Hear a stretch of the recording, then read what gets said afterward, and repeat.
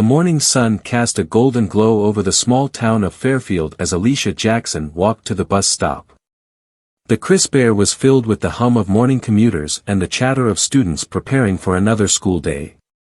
Alicia Jackson, a 14-year-old girl, was an artistic soul, always carrying her sketchpad, where she captured moments of beauty in the mundane. She had been working on a piece for her school's art contest and was eager to show it to her teacher. As she arrived at the stop, she noticed familiar faces, neighbors, classmates, and strangers she saw daily but rarely spoke to. She had always believed in fairness and equality, values instilled in her by her father, Benjamin Jackson, a prominent civil rights lawyer. She admired his courage but never thought she'd have to call upon it in her own life so directly. When the bus finally pulled up, Alicia joined the line of passengers. As she reached the front, the driver, Hank, looked at her with a disdainful glare. "You can't get on," he said flatly. Alicia froze, confused. "Excuse me?" "You heard me. Find another ride," Hank barked. "I have my bus pass right here," she said, holding it up, her voice steady but her heart racing. Hank sneered. "Doesn't matter. Not on my bus." The other passengers murmured uncomfortably but avoided making eye contact with either of them. Alicia glanced around, hoping someone would speak up, but the silence was deafening. With her pulse pounding, she stepped back, her hands trembling as she pulled out her phone to call her father. When Benjamin Jackson answered, his voice was calm but firm as Alicia explained the situation. "Stay there. I'll be there shortly," he said. Hank's reasons for refusing to let Alicia ride the bus were deeply rooted in a mix of personal and societal influences. He had grown up in a community where certain prejudices were normalized, and over the years, those biases became part of how he viewed the world. Change was something Hank feared, and seeing Alicia waiting at the bus stop represented more than just a simple ride, it symbolized a shift in a world he thought he understood. For years, Hank had driven the same route, interacting with familiar faces and maintaining a routine he found comforting. The idea of someone challenging that, especially in a way he felt unprepared for, made him uneasy. He believed he held authority over his bus, a role he saw as a way to assert control in his life, and he was not ready to relinquish that to anyone, especially a young girl who seemed, in his mind, out of place. The town itself played a role in his decisions. It wasn't just about his personal prejudices, there was also an underlying pressure from the community, an unspoken expectation to maintain the status quo. He knew that allowing Alicia on the bus might provoke reactions from other passengers or even his employers, so he thought. That fear of backlash, and the possibility of losing his job, weighed heavily on him, even if he never acknowledged it openly. Hank often cited rules and policies as his justification, claiming there were regulations against what he was being asked to do. Yet, deep down, he likely knew those were excuses. The real reason lay in his own discomfort, his resistance to see beyond the boundaries he had set for himself. He was also dealing with personal struggles that he projected onto others. Life hadn't been easy for Hank, and instead of addressing his own issues, he used his position of power to target those he perceived as vulnerable. There was also resentment bubbling within him. The town had always whispered about Alicia's father, the civil rights lawyer. Hank felt intimidated by someone like that, someone who represented the very change he was resisting. Seeing Alicia reminded him of the progress being made, and that stirred up a mix of envy and frustration. It wasn't just about Alicia, it was about what she symbolized. But beneath all of this, there was an internal conflict Hank couldn't ignore. A part of him knew what he was doing was wrong. Every time he saw the determination in Alicia's eyes, it chipped away at his defenses. Yet, instead of facing his guilt, he buried it deeper, doubling down on his actions in an attempt to silence his own conscience. Hank's motivations were complex, a tangled web of fear, ignorance, and misplaced resentment. They didn't excuse his actions, but they painted a picture of a man trapped in his own flawed humanity. Alicia's presence challenged everything he thought he understood, forcing him to confront the uncomfortable truths he had avoided for so long. In the next couple of hours, Benjamin arrived, his imposing figure and sharp suit exuding authority. His presence turned heads, and his reputation preceded him. He was a man who had fought and won numerous battles against injustice. "Let's wait for the next bus together," he told Alicia, his tone reassuring. As they stood together, Benjamin asked her about the incident, listening carefully as she described every detail. His calm demeanor belied the fire building within him. When the next bus arrived, Hank was still driving. His scowl deepened as he saw Benjamin standing beside Alicia. "This is a public service," Benjamin said, his voice carrying authority. "My daughter has every right to ride this bus." Hank snorted. "Not today. Not on my watch." Benjamin took a step forward, his voice steady but powerful. "Let me make this clear. You are denying her access based solely on the color of her skin. That's a violation of her rights, and I won't let it stand." There was no show of any concern from the passengers inside the bus, as if to say, "It is none of our business." Alicia's father, Benjamin, still calm but commanding, stepped further into the bus and addressed the silent passengers on the bus with a mixture of disappointment and determination. His voice carried the weight of years of fighting for justice, and every word seemed to pierce the tense atmosphere. "You sat here and watched a young girl, a child, be humiliated, simply because of the color of her skin. You saw an injustice unfold before your eyes and chose to look away, to stay silent. Silence, my friends, is complicity. When you say nothing, you choose the side of the oppressor. Perhaps you thought it wasn't your fight. That it wasn't your place to intervene. But let me ask you this, if not you, then who? What kind of world do we leave for our children when we allow prejudice and cruelty to thrive unchecked? I don't ask for heroics. I don't ask for anyone to endanger themselves. I only ask that you remember this moment. The next time you see someone being treated unfairly, remember how you felt sitting here, doing nothing. Remember the discomfort, the guilt. And then, next time, choose to act. Speak up. Stand up. Because the world doesn't change by itself, it changes when good people refuse to accept the wrongs they see. My daughter didn't back down today, not because she's fearless, but because she knows her worth. She knows she belongs, as much as anyone else here. If a 14-year-old girl can stand up against hatred, then surely, grown adults can find the courage to stand with her." His words lingered in the air, resonating deeply with everyone present. Some shifted uncomfortably in their seats, while others looked away, ashamed. But a few met his gaze, nodding slowly, as if realizing for the first time the weight of their inaction. Alicia's father finished with a softer tone, filled with hope rather than reproach. "It's never too late to do the right thing. Let today be a lesson, not just for you, but for all of us. We can build a better world, but only if we're willing to take that first step together." The silent tension was palpable. Passengers on the bus began murmuring, their unease growing. A young man sitting near the front stood up. "He's right. This isn't fair. Let her on." A chain reaction effect began as more passengers joined in, their voices rising in support of Alicia. "Let her ride," one woman called out. "This is wrong," another added. Hank's face reddened with anger and embarrassment as he realized he was outnumbered. Reluctantly, he grumbled, "Fine. She can get on." The applause from the passengers was deafening as Alicia stepped onto the bus, her head held high. Benjamin followed, standing protectively beside her. As the bus continued its route, the story didn't end there. One of the passengers had recorded the entire confrontation on their phone and uploaded it to social media. The video quickly went viral, sparking outrage and a flood of support for Alicia and her father. The incident caught the attention of local news outlets, who interviewed Benjamin about the broader implications of the event.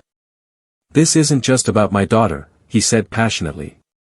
"It's about ensuring that no one, regardless of their background, has to face this kind of prejudice.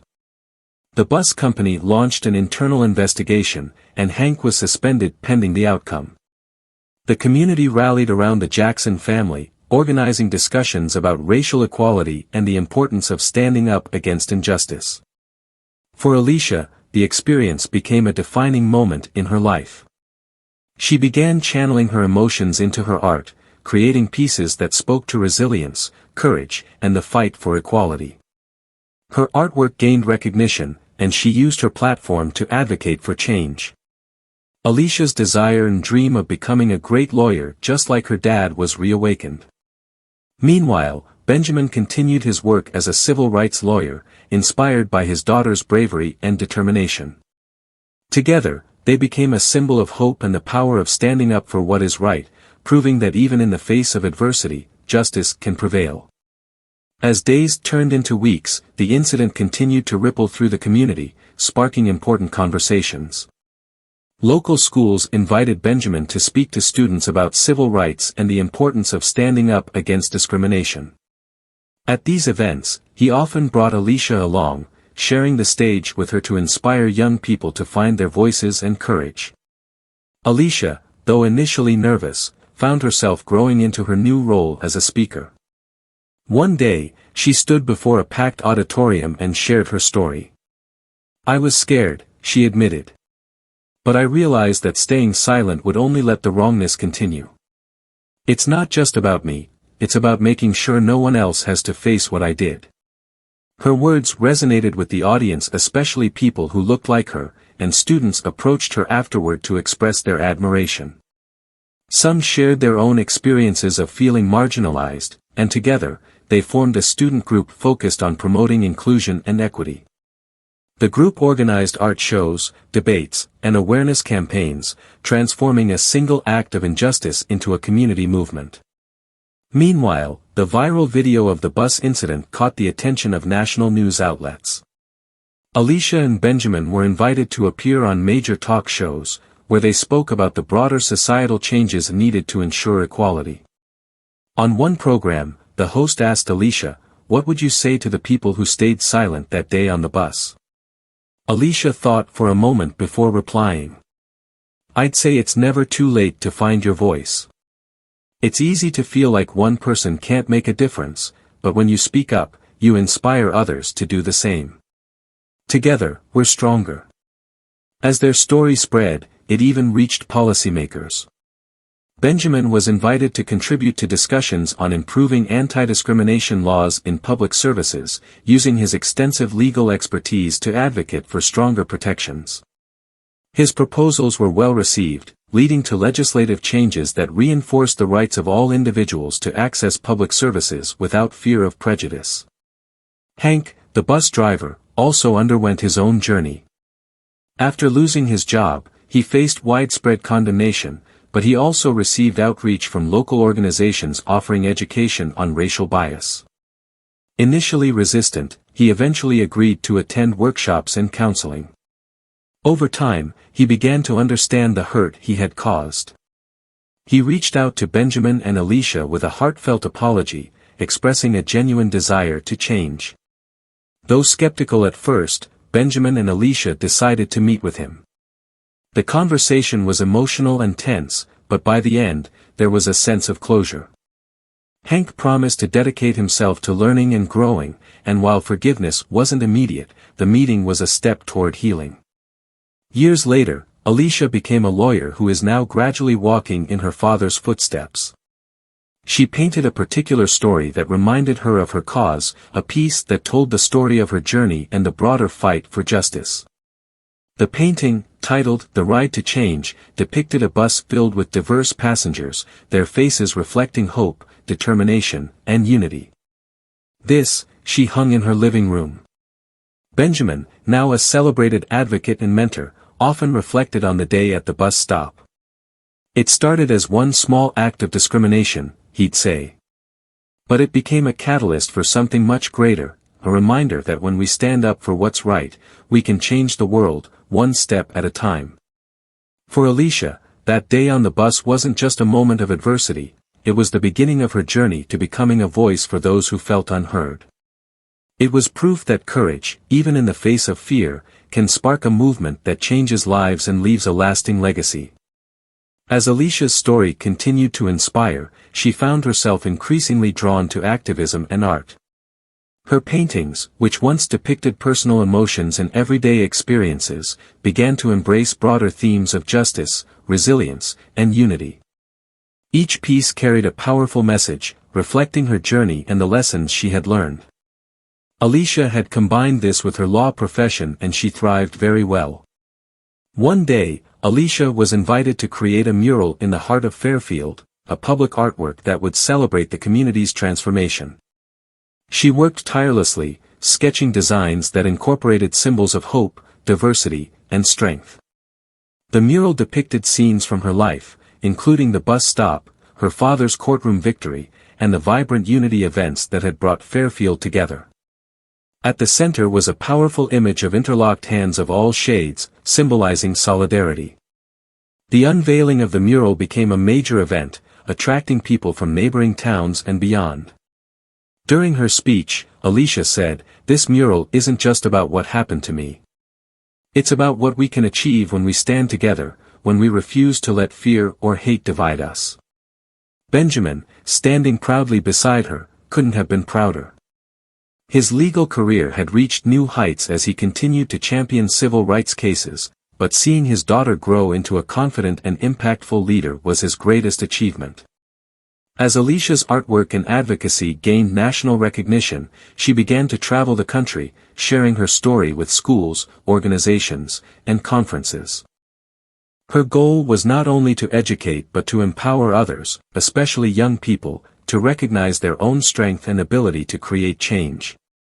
One particularly memorable moment came when Alicia spoke at a major civil rights conference attended by leaders, activists, and influencers from across the nation.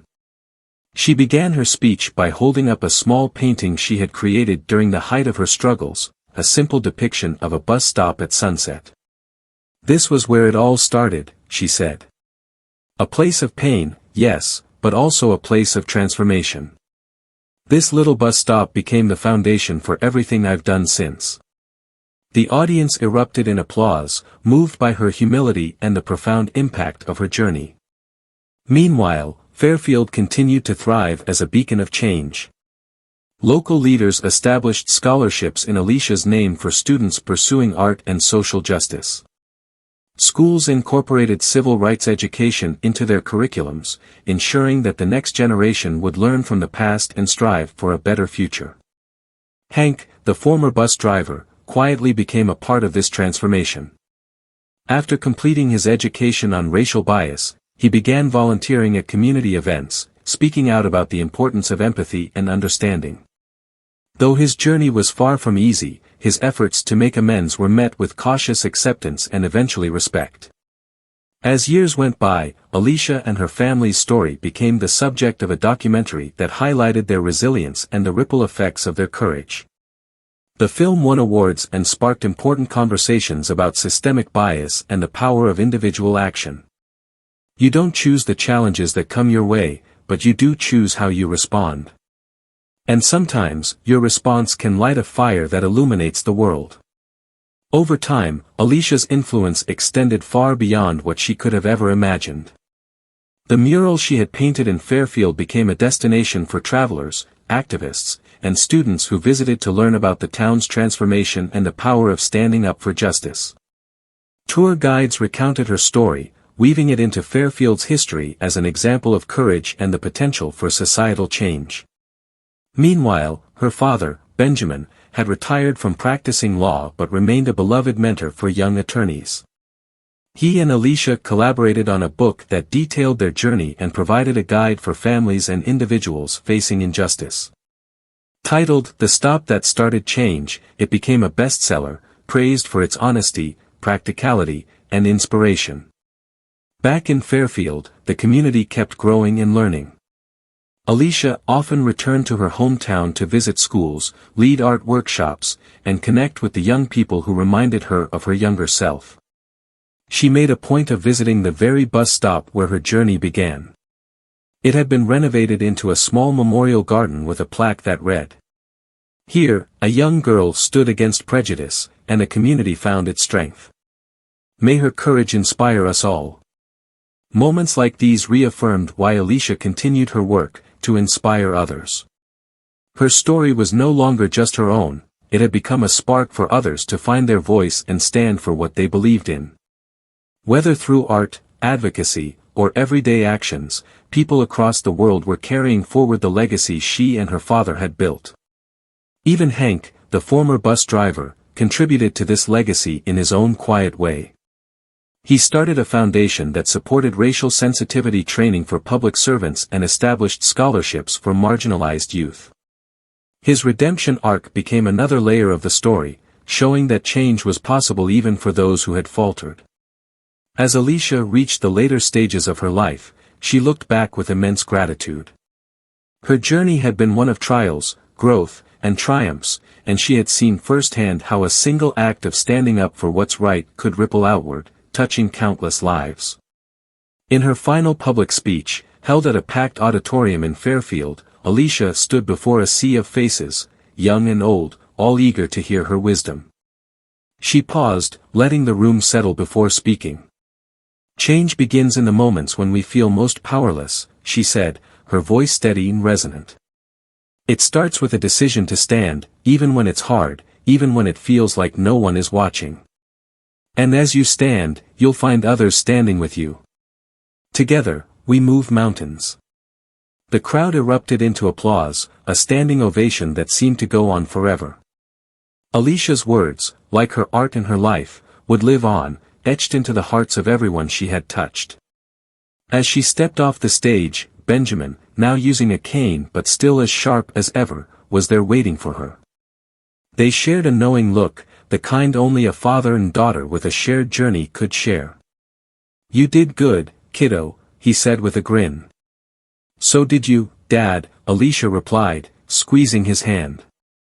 Together, they walked into the future they had helped shape, a future built on courage, understanding, and the unyielding belief that even the smallest actions could change the world. As the years passed, Alicia's passion for activism grew. Inspired by her father's unshakable resolve and Benjamin's wisdom, she became a voice for underrepresented communities. Her work as a civil rights advocate earned her recognition, but it wasn't without resistance. One day, Alicia was invited to speak at a prestigious conference on systemic racism in public institutions. It was an opportunity to share her insights and inspire change on a national level. But as the event approached, she faced unexpected backlash. A vocal group began to protest her inclusion, claiming her story exaggerated events from her youth. The online campaign grew vicious, with accusations that her work was too divisive. Alicia, though shaken, leaned on her foundation, her father's teachings, Benjamin's encouragement, and her own resolve. Determined not to back down, Alicia reached out to Benjamin for advice. Despite his advanced age, he immediately responded with a heartfelt letter. "Alicia, remember what I told you long ago, the truth doesn't change, even when people refuse to see it. Speak your truth boldly. Every time someone tries to silence you, it's proof that your voice matters. The next generation is listening, don't let them down." Her father, too, reassured her. He reminded her of the bus incident, a time when standing firm changed everything. "This isn't just about you, Alicia," he said. "It's about everyone who'll follow your path." At the conference, Alicia delivered a stirring speech. She recounted her childhood encounter on the bus, painting a vivid picture of the injustices she faced and the lessons she learned. Her words were honest, emotional, and unapologetic. By the time she finished, the room erupted in applause. The critics remained vocal, but the conference cemented Alicia's reputation as a powerful advocate for justice. More importantly, it sparked a nationwide conversation about systemic inequality in public spaces, leading to actionable changes in policies. Back home, Benjamin, now too frail to attend events, watched her speech on television. A proud smile crossed his face. "She's taken the torch," he whispered to himself. For Alicia, this triumph wasn't just about the conference, it was proof that her voice, forged in resilience and bolstered by her community, was unstoppable. Her journey continued, driven by a dream to create a world where no one would have to face the challenges she had. Months after her triumphant conference speech, Alicia found herself immersed in a high-stakes case that hit close to home. A young black student named Marcus had been expelled from his prestigious private school after an altercation in the cafeteria. The school claimed Marcus was violent, but the evidence suggested otherwise. Witnesses described Marcus as a quiet, studious boy, and security footage showed him trying to de-escalate the situation. Yet, the school board refused to reconsider, citing a zero-tolerance policy. When Marcus's distraught mother approached Alicia for help, she couldn't turn away. The case reminded her of her own struggles as a teen, navigating a world quick to judge her based on appearances. Determined to help Marcus, she worked tirelessly to gather evidence and build a compelling case. However, she soon discovered the school's board of trustees included influential figures with deep ties to the community, complicating her efforts. As the trial date approached, Alicia faced mounting pressure from all sides. Local media painted her as a troublemaker, stirring division in a well-respected institution. Donors to the school threatened to withdraw their support if Marcus was reinstated, and even some of Alicia's colleagues urged her to settle quietly to avoid backlash. Despite the challenges, Alicia refused to give up. She visited Marcus's family often, sharing stories of her past to inspire him to stay strong. She also sought counsel from her father, who reminded her of the values he instilled in her as a child. Sometimes, the fight isn't just about winning, Benjamin told her in a rare phone call. It's about making sure the truth has a voice, even when it's hard to hear. During the trial, Alicia delivered a powerful opening argument, drawing parallels between Marcus's situation and the broader systemic issues she had faced throughout her life. She used the security footage, witness testimonies, and Marcus's spotless academic record to dismantle the school's case. By the time the trial ended, it was clear that Marcus had been unfairly targeted, and the school board had no choice but to reinstate him. The victory was bittersweet. Marcus returned to school, but the incident sparked protests and debates about discrimination in private institutions. Alicia became a polarizing figure in the media, with some hailing her as a hero and others criticizing her for disrupting tradition. Through it all, she held her head high, knowing she had done the right thing. One evening, as Alicia walked home, she received a letter from Marcus. Inside was a heartfelt note thanking her for standing up for him when no one else would. Attached was a small, hand-drawn picture of Alicia standing beside a tree, holding a torch. Beneath it, Marcus had written, "You passed the light to me." For Alicia, this simple gesture meant everything. It reminded her that every fight, every sacrifice, was worth it if it meant inspiring the next generation to believe in justice.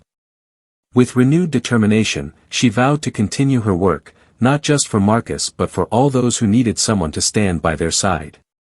After receiving Marcus's letter and drawing, Alicia decided to visit him and his family. She wanted to personally thank him for the heartfelt gesture, which had reignited her passion during a time of exhaustion and doubt. At their modest home, Marcus greeted her at the door with a shy smile, his mother beaming with gratitude behind him. "Ms. Alicia, I don't know how to thank you enough," Marcus's mother said, tears brimming in her eyes. "You gave my son his future back." "It wasn't just me," Alicia replied warmly, placing a hand on Marcus's shoulder. Marcus showed incredible courage throughout this. He didn't let them break his spirit. During their visit, Marcus revealed a hidden artistic talent. His room was filled with sketches and paintings, including one of Alicia standing in court with a blazing torch in her hand, much like Lady Justice.